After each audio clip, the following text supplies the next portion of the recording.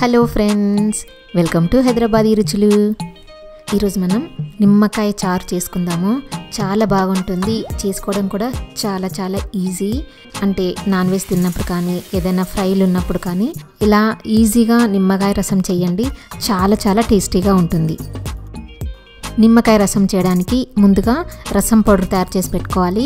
మనం ఈ రసం పౌడర్ని ఒక్కసారి చేసి పెట్టుకుంటే 2 months వరకు అప్పటికప్పుడు ఇన్స్టెంట్గా నిమ్మకాయ చారు తయారు చేసుకోవచ్చు. ప్యాన్ వేడెక్కిన తర్వాత 2 tablespoons కందిపప్పు వేసుకోవాలి, 2 tablespoons శనగపప్పు వేసుకోవాలి, 2 tablespoons ధనియాలు వేసుకోవాలి. వీటిని బాగా వేయించుకోవాలి, డ్రైగానే వేయించుకోవాలి, సిమ్లో పెట్టుకొని వేయించుకోవాలి. ఈ పప్పులు కొంచెం కలర్ మారిపోయి మంచి వాసన వచ్చే వరకు వేయించుకోవాలి. పప్పులు కలర్ మారిపోయాయి కదా, దీంట్లో 1 teaspoon మిరియాలు వేసుకోవాలి, 1 teaspoon జీలకర్ర, 1/2 teaspoon మెంతులు వేసుకోవాలి. మెంతులు తక్కువ వేసుకోండి, ఎక్కువ వేసుకుంటే చేదవుతుంది. 1 నిమిషం వేగిన తర్వాత 7-8 ఎండుమిర్చి వేసుకోవాలి. అంటే మన కారాన్ని బట్టి ఎండుమిర్చి వేసుకోవచ్చు. స్పైసీనెస్ ఎక్కువ కావాలనుకుంటే ఎక్కువ మిర్చి కూడా వేసుకోవచ్చు. ఈ ఎండుమిర్చి కలర్ మారే వరకు వేగనివ్వాలి. ఇదిగో చూడండి, ఎండుమిర్చి బాగా ఫ్రై అయ్యి బ్లాక్ స్పాట్స్ కనిపిస్తున్నాయి కదా. ఇప్పుడు స్టవ్ ఆఫ్ చేసుకొని చల్లారనివ్వాలి. ఒక సాస్ ప్యాన్ తీసుకుని 1 గ్లాస్ వాటర్ పోసుకొని దాంట్లో 2 టమాటాలని ముక్కలుగా కట్ చేసుకొని వేసుకోవాలి. నేను ఇందులో టమాటాలు వేసుకుంటున్నాను. మీకు టమాటాలు నచ్చలేదు అనుకుంటే ఇక్కడ టమాటాలని స్కిప్ చేసుకోవచ్చు. 2 పచ్చిమిర్చిని ముక్కలు చేసుకొని వేసుకోవాలి. 2 రెమ్మలు కరివేపాకు వేసుకోవాలి.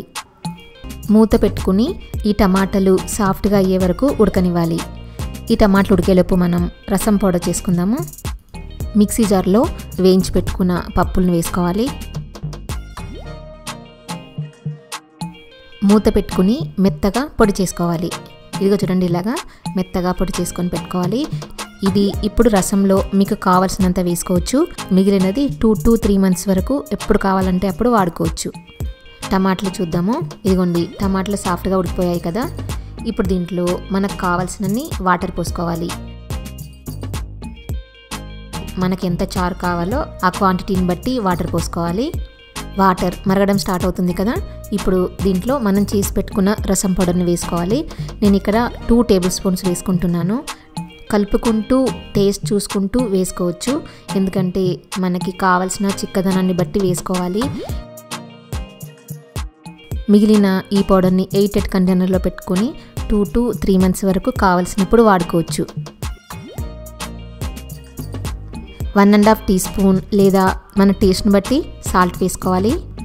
1/2 teaspoon పసుపు వేసుకొని కలుపుకోవాలి.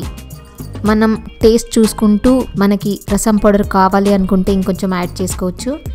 ఇంకా కారం లాంటివి ఏమి వేయాల్సిన అవసరం లేదు, ఎందుకంటే రసం పౌడర్లో కారం ఉంది కదా. 5-6 నిమిషాలు బాగా మరగనివ్వాలి.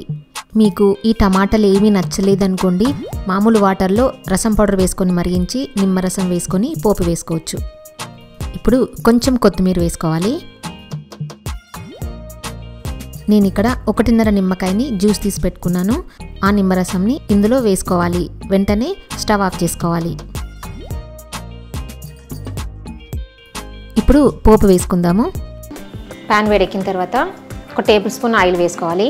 నేను ఇక్కడ wholesome wood press sunflower oil వేసుకుంటున్నాను. ఎలాంటి కల్తీ కానీ కెమికల్స్ కానీ కలపకుండా తయారు చేసిన గానుగ నూనె.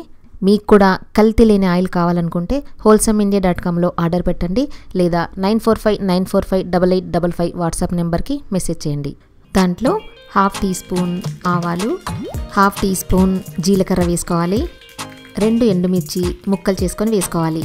కచ్చా పెక్కగా దంచి పెట్టుకున్న 3-4 వెల్లుల్లిపాయలను వేసుకోవాలి.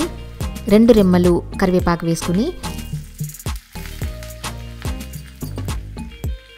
ఇవన్నీ వేగిన తర్వాత ఇప్పుడు ఈ పోపుని మనం ప్రిపేర్ చేసి పెట్టుకున్న రసంలో వేసుకుని మూత పెట్టుకోవాలి.